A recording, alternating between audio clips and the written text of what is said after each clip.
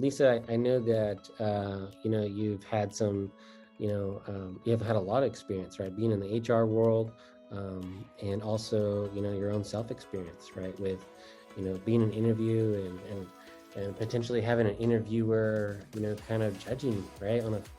From a physical standpoint, or from, maybe judging your age or whatnot. So if you could, kind of just share, some of the advice that you have, to kind of help job seekers kind of overcome that challenge, I think. Sure, yeah. Well, as we spoke about just, a little bit earlier, being a person looking for a job right now, I have had experience as an older seeker of a job, coming up with barricades, I guess you could say, looking for a job because of my age. I have experience, I have years of experience, and whether or not that age is that they're afraid I want too much money, or I'm just too old, they think I'm not going to be there very long, or maybe they just don't want that because I don't have the kind of youth or excitement that they're looking for, that can be a barrier for me. So how they look at me is an issue. Also, I am not a real skinny person, so I'm a bigger person. So my weight can be a factor. I'm not obese necessarily, but I'm not real thin. I'm just an average woman. So, but it can be a factor. And so I can see when people look at you when you walk in how, and I think this happens with everyone, the glance, the eye glance, checking me out, how they look at you, the up and down, and what am I wearing and how do I look? And that can happen whether you are of color or not. I mean, everyone's going to check you out no matter what. Yeah. So I think in my response, I think it was the unconscious bias, whether or not it was race related or not, Right. because everyone's going to check you out and say within 5 minutes whether they like you or not, and they haven't even spoken to you yet. And that's kind of sad because I like to have a conversation with people as an HR professional to find out who they are. Why did they apply for this job? There are going to be people that apply for a job just to apply for a job because they need it for their, unemployment, or they need it because they just need a job and they don't really care. But there are definitely people that are like, I really want this job and I know I can do it. And those are the people I want to talk to. The passionate people that when you have a conversation and you can bring out that passion, they get excited and you hear what they have to say. And those are the people that I'd like to talk to. And so those barriers are hard to get past sometimes. So, so that's tough. And I would say to people that, and I know that there's a lot of people out there that hate interviewing. I actually like it. I don't like the hard part of it, but I like to interview. But I would say to people that you have to set a boundary and say, what are you willing to put up with and what are you not willing to put up with? And if you're not willing to put up with something, then it's okay to say, you know what, I don't think this is going to work out, and take off, because you're an adult and you have rights and of your own self. I mean, it has nothing to do with the job. It has to do with your own personal feelings and how you are like, you know what, if this is how you're going to treat me now, then why would I want to work for you? So you want to find a company that is going to onboard you and recruit you for a long time, for months.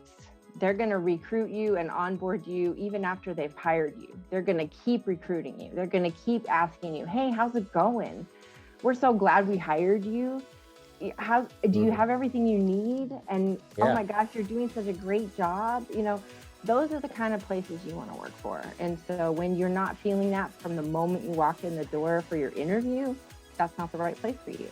That's right. So, yeah. Now, do you find that you have more of that feeling with like larger companies, like bigger corporations, or maybe the smaller companies, or maybe like it doesn't, it's kind of a little bit. It's all over the place. It's all over the place, and it's amazing too. And what I find interesting is obviously I'm interviewing for HR positions. And in my head, I'm thinking, wow, you really do need an HR person because the experience I'm having right now is wow. Yeah. But then I also think, do I really want to work here? Because boy, that's a lot of work that I would have to do to fix this. And so, it's six in one hand, half a dozen in the other. I mean, I've had some doozy experiences, but it is what it is, especially in my line of work. Now, if I were a person, in another line of work, if I was, a nurse or a caregiver or something like that, looking for that kind of job, it would be different. But as an HR person looking for an HR job and I'm having that kind of experience, that is a whole different ball game. Yeah. Wow. That's, it definitely, going into an interview and feeling like that, especially if you're a new job seeker, could be definitely nerve-wracking for sure. And so it's definitely helpful that, you're able to share, your experience and as well as, some advice. And can you tell me a little bit too? Because I know that it was cool. Like, so I know that you had talked a little bit on our LinkedIn about some of the like details that you do or that you come into an interview to prepare for. Like you talked about, wearing a certain blouse or, could you talk a little bit about that? Is that cool? Right. Well, it really depends on like what kind of interview you have. Right now, we're doing a lot of Zoom interviews. So like today I wore just a dark shirt and a simple necklace, and I wore my hair straight and just very plain earrings. My makeup is just very simple. I wanted you to be able to see my face. And we could have a good conversation. Now, had I put on a blouse that had lots of patterns, that would have been distracting. You can't really see my pants or skirt, so I could be wearing pajama bottoms, but you would never know. But for me, I like to dress up, so I do have a skirt on, and so I feel professional. So I feel like I've dressed up for this interview. If you're going into the office, same thing. Pants or a skirt, slacks, whatever you feel comfortable in, but professional and simple. If you're not comfortable wearing heels as a woman, then wear flats or boots, depending on the weather or wherever you're at. Be comfortable walking. You don't want to feel like you're going to fall or trip, that kind of thing.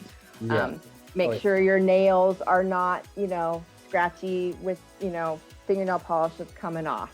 Get rid of it. No polish, no crazy colors, just very simple.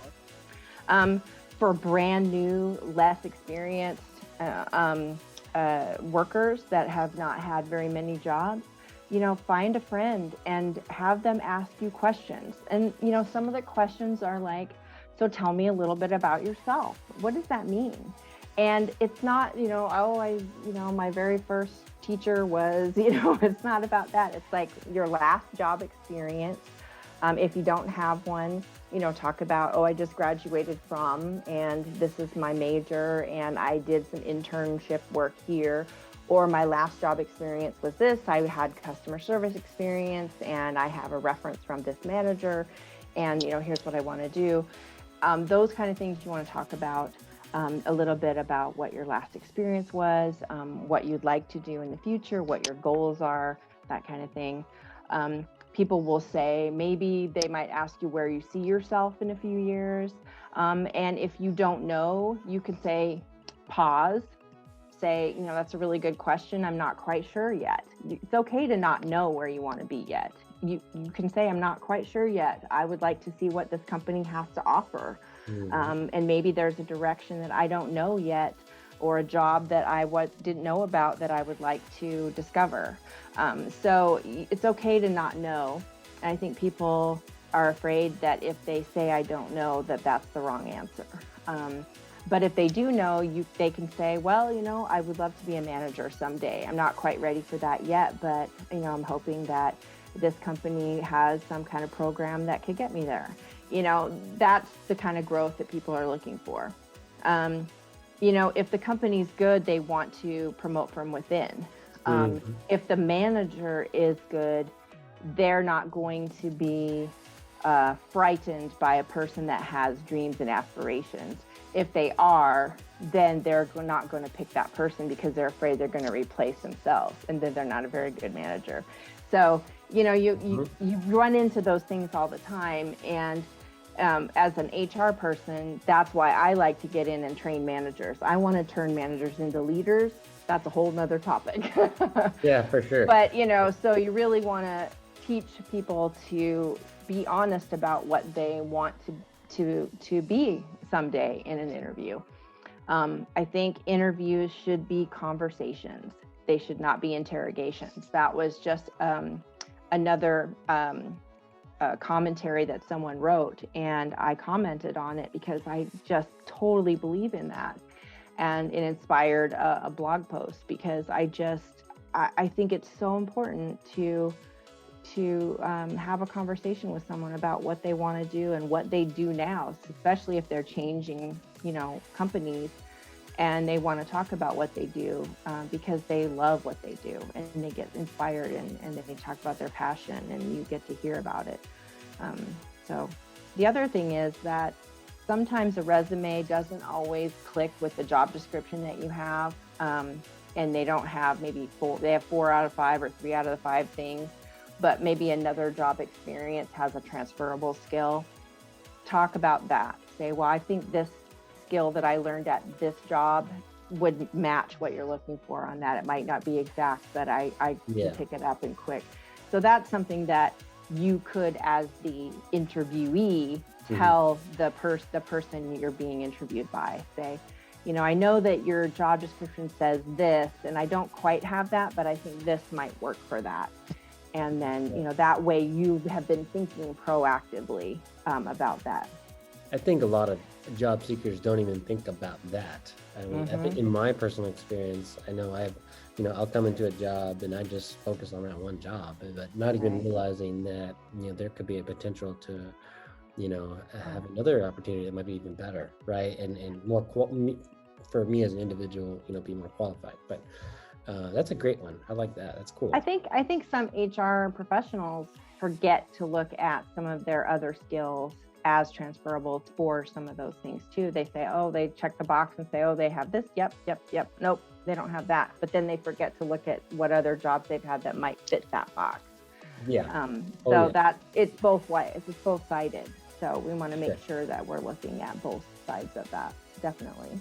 Oh yeah, absolutely. That's awesome. And how, so I guess before we wrap up, I'm just curious on, because I know that you have had your own business in the industry was HR. I guess, could you just share maybe a little bit about just how many years that you have been, in that space, and kind of just your journey with that? Sure.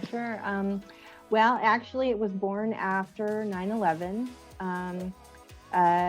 The industry happened when people had lost a lot of business and they were really struggling.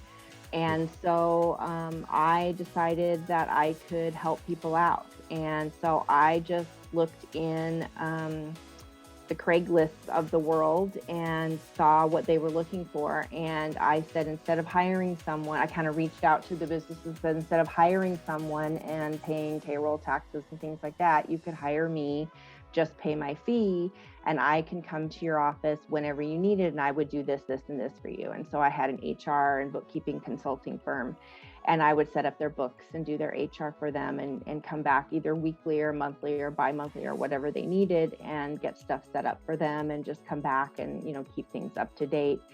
And I had quite a few clients, about 10 or 12, 15, and they were bigger, some were smaller. So it paid the bills, and it was great, and it was enough. I had, twin sons that were in school, and, and then I had another full-time job on top of that. So it was a lot of work, but I made it work. And then, the recession happened. So you lose some and you gain some. And so it kind of goes like this. But it was really great. And I think I told you, I had a family member who actually was hired into one of these jobs and has been with the company for, 15 plus years, which is really great, as their manager. So that was a nice perk for them to be able to get a job. And then I didn't have to worry about that client anymore. So that was nice. And then I have kind of transitioned out of that and just wanted to do work for another company, just working for a larger company. So I've scaled it down quite a bit. That's awesome. Wow. Well, I appreciate you sharing your advice, Lisa. And it's been great definitely to know you, and a great way for us to be able to connect, Thank you so much. I know, you're in California, and I know that, we potentially could, I know you're looking for a potential job, maybe here in San Antonio, maybe have something remote. I don't know. But we'll definitely keep in contact, Lisa. And it would, be great to, maybe down the road, we might make another video, right? And I would love it. Would love to. That'd be cool. I love to, create content, and just to be able to help people out and share kind of, these types of things. Our job is to help people find jobs, right? And absolutely. So I'm always looking to, share things that are related to that, right? To help job seekers, and also people that, are looking for job seekers, right? Because that's another part of our business, is also being able to, find businesses that we can help them with their hiring needs, right? Right. So. All right. Well, I appreciate you, Lisa. Was there any other thing that before we go that you would like to just share? Or? No, I just appreciate the time with you, and this is a great way to network. So it's great meeting you and add you to my list of wonderful networking friends. So it's awesome. For sure. And don't forget, send me your blogs. You can just email. Oh yes. The link to your blog, and that way check that out. That'd be cool. All right. Thank you so much. All right, Lisa. Well, you take care, and you have a good rest of your day and a good weekend. Thank you so much. You take care too. All right. Bye-bye. All right. Bye-bye. Mm-hmm.